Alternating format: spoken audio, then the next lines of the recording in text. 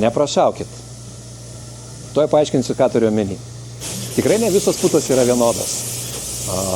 Atviros ir uždaros poros yra tik tai dvi stambios poliuretanų grupės.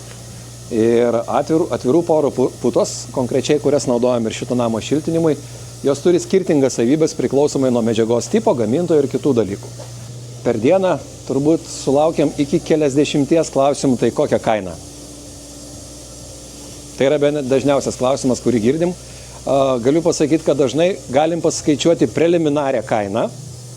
Ir pavyzdžiui, kaip šio objekto atveju iš tikrųjų esam pasidarę preliminarią sąmatą, bet centų tikslumu pasakyti, kiek tai kainuoja, yra pakankamai sudėtinga dėl konstrukcinių ypatumų.